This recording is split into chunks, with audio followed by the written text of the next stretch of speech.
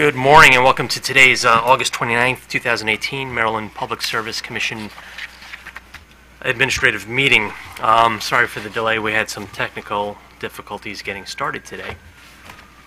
Before we begin the substance of today's meeting, I'd like to recognize two individuals on staff today. The first is Janice Flynn, sitting right before me. Janice. Janice has been the Assistant Staff Counsel with the PSC since November of 1991. A fellow Terp and graduate of the University of Maryland's Law School up the street. Janice has had a number of different postings and career experiences working for a law firm here in town on corporate and tax issues, and also working as an auditor for the IRS. I'm happy to announce that as effective today, Janice will join our Judicial Corps, becoming a public utility law judge. I don't know Janice for very long, but from what I've heard from all of her colleagues that have worked with her, she has the temperament, skills, and compassion to be a judge up on the 19th floor. So, Judge Flynn, congratulations. We look forward to working with you.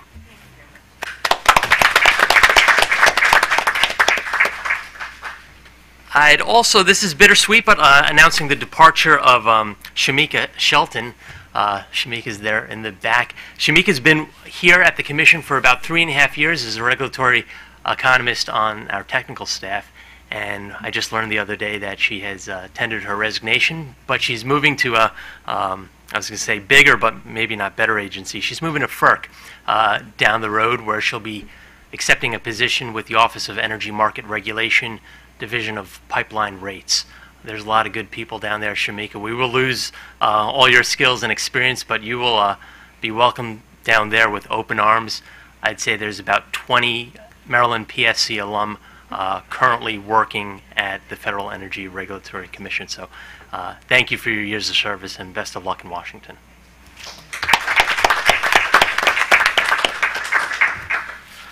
Without further ado, we'll begin the administrative portion of today's meeting, beginning with the approval of the minutes. Do I have a motion? Yes, Mr. Chairman, I move we approve the minutes from the August 22nd administrative meeting. Is there a second? Second. All in favor? Aye. The minutes are approved. Madam Secretary. Thank you, Mr. Chairman. On the consent agenda, there are 3 items. The first item is Columbia Gas of Maryland, Inc., filed on July 30, 2018. Its list of designated weather stations in compliance with COMAR sections 20.310305. The second item is Chesapeake Utilities Corporation, filed on July 30th, 2018. Its list of designated weather stations in compliance with COMAR section 20.31.0305. And the third item is UGI Central Penn Gas, Inc., filed on July 31, 2018. Its list of designated weather stations in compliance with COMAR section 20.310305. Thank you. Seeing no questions, is there a motion? Yes, Mr. Chairman. For items number 1, 2, and 3, I move that we approve the weather station designations for the purpose of determining when there is an extreme weather period that requires restrictions on natural gas service terminations under COMAR 20.31.03.03 and 20.31.03.04. Thank you. Is there a second? Second. All in favor? Aye. The motions for items 1, 2, and 3 are approved. Madam Secretary. Thank you, Mr. Chairman. I believe we can take items 4 and 5 together. Item 4 is National Gas and Electric and Major Energy, filed on March 16, 2018. Notification of the assignment of its customer contracts from National Gas and Electric to Major Energy, effective April 12, 2018. And the fifth item is Oasis Power, LLC and Major Energy Electric Services, LLC, filed on June 13, 2018. A joint notice and assignment of customer contracts from Oasis to Major, effective July 17, 2018. Thank you. If counsel for the parties are present, please approach. Staff counsel. Good morning, Chairman and Commissioners. Peter Wolson on behalf of the staff. These two items are notice filings of assignments of customers pursuant to COMAR 20.53.07.12 to Major Energy Electric Services and/or Major Energy Services from 2 of Major's affiliates, National Gas and Electric and Oasis Power.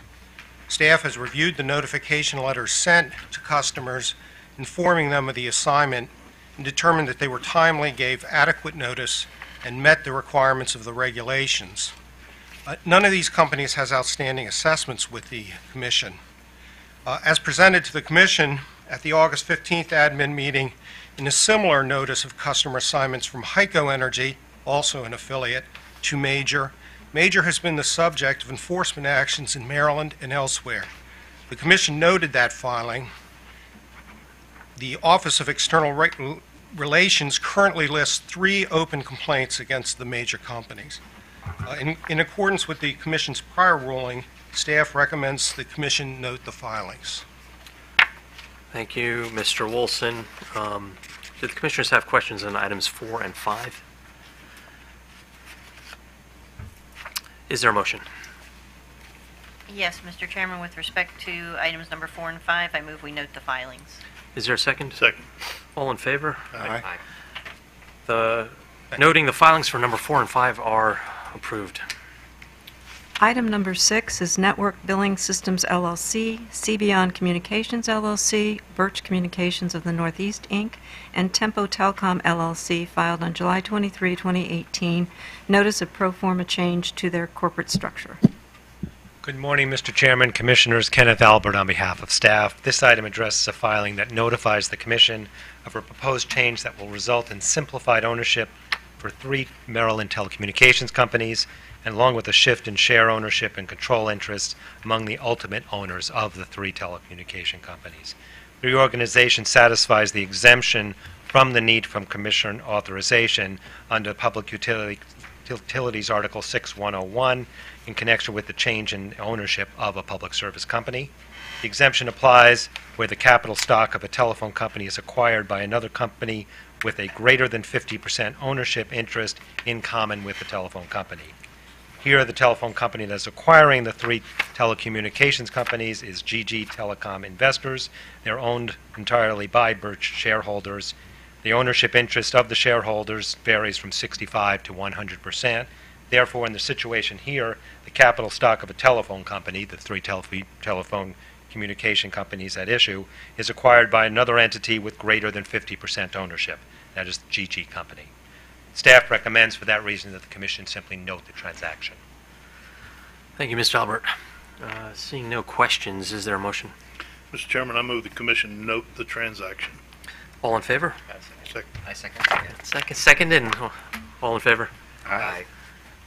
The motion is approved. The transaction is noted. Madam Secretary. The last item on the administrative meeting today is Adler Energy Systems LLC, filed on July 17, 2018, a request for regulatory relief from Community Solar Pilot Program operation deadlines. Good morning, Mr. Chairman, Commissioners. Annette Garofalo on behalf of Commission staff. Alder Energy Systems is seeking a waiver under COMAR 20-620104 of the operation deadline for completing its 2 community solar energy generating systems located in Baltimore County. The waiver requested is for an approximate 4-month period after the expiration of the 18-month period allowed by COMAR 20-620304C1. Alder's projects have each received a special exception, and the projects are in the process of obtaining additional non-discretionary land use permits. Alder expects that the remaining permitting will take approximately 3 months to complete, with construction beginning November 1, 2018, and operations at both projects beginning May 2019. With a 6-month extension received from BGE, the project deadlines have been extended to February 5, 2019 and February 21, 2019, respectively. Alder has carefully pursued the necessary requirements to become a CGIS, including obtaining Commission authorization to operate as such, and utility approval to interconnect and to extend the initial 12-month operation deadline to 18 months as allowed under COMAR. The applicant has also pursued its county zoning and permitting options, obtained the requisite special exception, pursued financing, and made the necessary deposits with the utility to extend the time period to the maximum allowed under COMAR. Staff recommends that the Commission extend the operation deadline for the Adler projects to June 1, 2019 under these particular circumstances. Thank you, Ms. Garofalo. Would you like to make an appearance? Yes, good morning, Mr. Chairman, Commissioners. Todd Chasen on behalf of Alder Energy. Let me first say thank you to the Commission, to the staff, to the Executive Secretary for agreeing to hear this on an expedited basis. We're very appreciative of your willingness to do that. We agree with everything that Staff Counsel has said, but I do have an update. Last time I was before you on one of these waivers, I was heading in the positive direction. This time I'm heading in the somewhat negative direction. In the last few days, there's been a change in the permitting at the local level, and I'll explain the details of it in a moment. But rather than going to June of 19, we now need to go to August 21 of 19. So where we had previously been asking for an approximate 4-month extension from February until June, we are now asking until August. The reason for it is, I think, important for you to understand, but also important because it highlights the sort of cumulative effect and almost a domino effect that we see at the local level. The fire marshal in Baltimore County came back and said rather than having dirt roads of a certain width, we now have to have gravel roads of a certain width. That changes our stormwater impervious surface calculation, which now requires that we have different sediment erosion control plans where we weren't required to have them before. Those can take as long as an additional 12 weeks to review. This project is actually the farthest along of all the projects within Baltimore County. That's good news in that we're out in the lead, but it also means that we're beating a new path. And Baltimore County is essentially having to promulgate rules and make decisions like the fire marshal did in real time for this project. That being said, I do not believe, and I'm representing today that I do not expect we will come back for any additional time on this project. We do believe that we will get through in this time frame. Ms. Garofalo had referenced a November start date. We're now at a January start date, so we're still working a bit at risk. We've talked about seasonality and the difficulty of working during the winter. We believe we'll be able to overcome that in this project, so I'm not asking for even more time, but we would respectfully request that these projects be extended to August 21 of 2019. Thank you. Question. Mr. Chasen, your clients understand that they're displacing someone else in the queue who did not make the cut to come into the pilot program for CSEGs. Is that correct? Yes. They do understand that. And do I understand you have 5 potential projects in Baltimore County, including this one that may be delayed, may slow down, and you say this one is the furthest along? Is that correct? I just want to clarify to make sure that this particular client has 2 projects in Baltimore County. Those 2 are the farthest along. I'm certain that among the additional requests that are in the backlog with the Commission are additional projects, but I'm not sure the number. Okay, fair enough. So my concern, I guess, if there is a concern, is that in your filing you describe the local slowdown as kind of a local CPCN process, and that is concerning to me because ultimate siting authority rests with this commission, and I'm concerned about the notion that we're allowing local governments to kind of develop their own CPCN process, because that's not really the case. That's not authorized in state law for sure. It may effectively look like that, but I don't see it that way, and I'm concerned that excessive delays, not of your doing, at the local government level, are kind of upsetting this whole process. We gave the extra 6-month buy-in in the original authorization to account for these types of delays, and now I just want to send a strong message that I don't think this commission should entertain an endless approval of delays and extensions where other people have been cut out of the process, and that's not what we originally envisioned. I know it's not of your doing. I know it's the local government, but I wanted to engage this discussion just to say, at least from this commissioner, these are not automatic in my view. They're not automatic, and nobody should be of the mind that they are. Yes, as Your Honor and I have discussed on numerous occasions, these need to be reviewed on a case-by-case basis, and I agree with that. I think that's the only fair way, not just to this applicant, not just to the other folks who are going to come before you, but to the folks that in fact did not get allocations. If you were to do some sort of a broader waiver, I think you'd run the risk of sweeping up not just the deserving projects, but also the ones that don't deserve it. So I think I completely agree with your analysis and also understand that that these are not guaranteed. It's also not lost on me that we're appearing before you on an almost every week basis and will continue to do so for some time.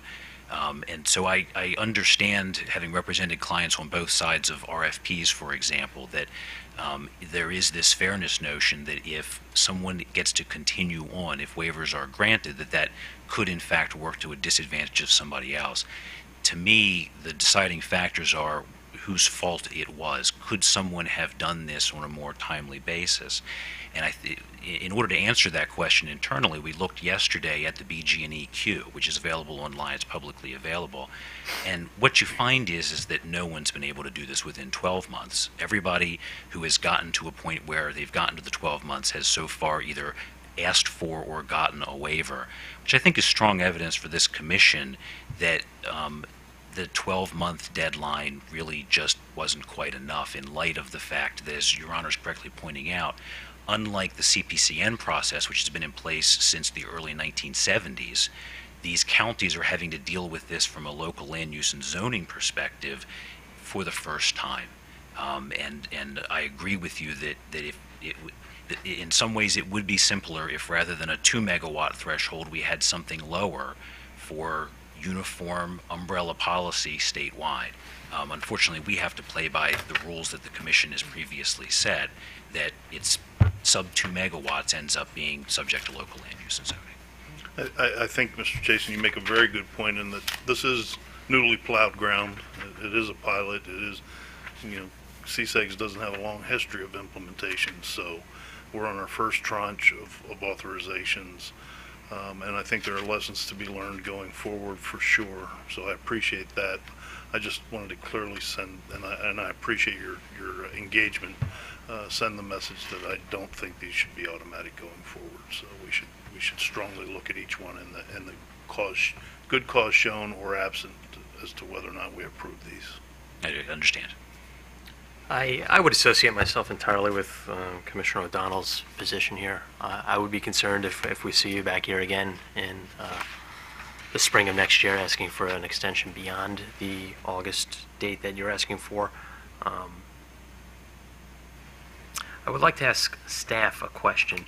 Ms. Garofalo, right before your recommendation at the end of the buck sheet, it states that staff continues to have concerns regarding completion and operation of the year one CSEGs for the purpose of the study required. Can you elaborate on that concern? We are obligated by the law. I don't think it's codified. I think it's uncodified law to file a report. And I think the report is due in 2019. So we are concerned that if too many projects are incomplete in 2019, there would be nothing to report on.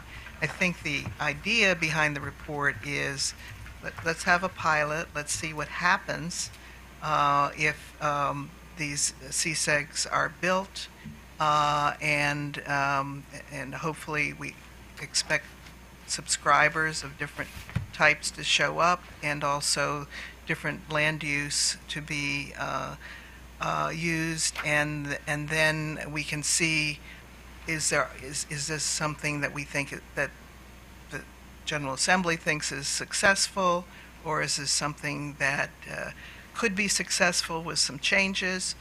And so that, I think, is the purpose of the report. And once the report is filed, I would expect something new to come about. But with too many waivers, absent a delay in the reporting period, we might not have anything to report on. Thank you. Yeah, I just wanted to comment on that. There are two things. One, when these regulations were promulgated, I think they were. I would say some of the dates and some of the timelines, I think, were driven by the fact that this was a 3-year pilot. And one of the things we may learn from this side of the bench about this pilot is perhaps we didn't get it quite right. Perhaps in trying to force everything into this 3-year, we set timelines that were maybe not appropriate. So I think this pilot may give us information also as we look to recommendations of the legislature, how we may want to revise it. So I think that was an important driver. Also, there may be remedies if we're trying to do, these things as quickly as possible within the report in mind. I did talk to our legislative liaison, and he advised me that, and of course we have an expert on the bench as well, that we could go back to the legislature and either say, hey, if we're going to give you a meaningful report, perhaps we need to delay this, or we could report now that we probably will have an addendum to that report to take into account that some of these projects took a little longer than we expected.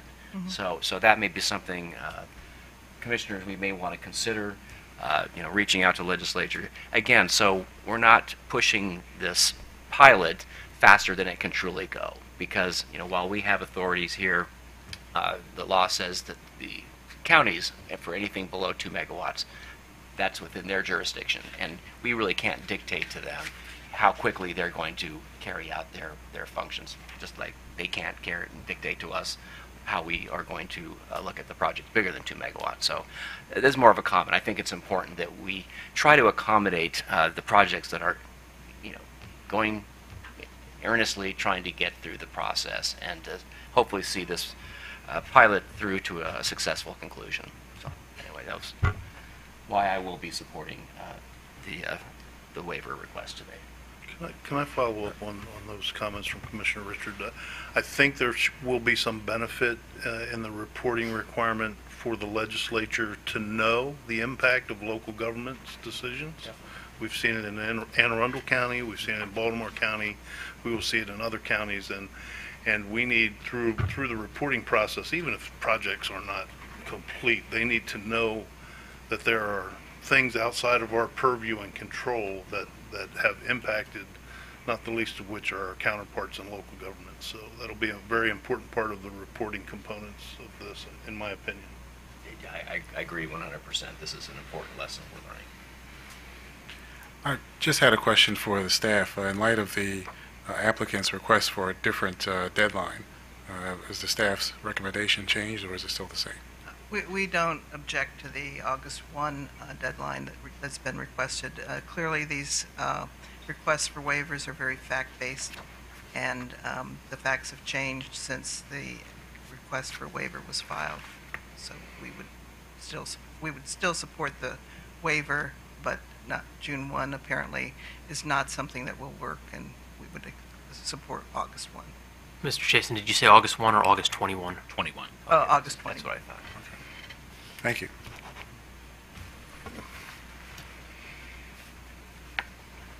I generally agree with my colleagues, and I think that the facts in this particular situation support the requested waiver, and I certainly hope that the company is able to complete construction within the time frame that the commission is allotting it.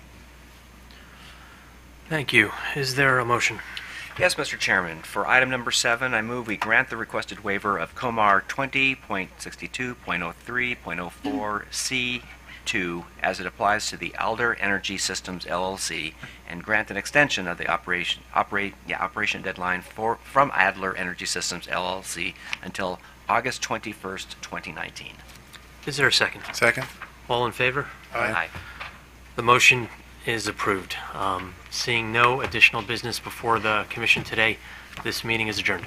Thank you.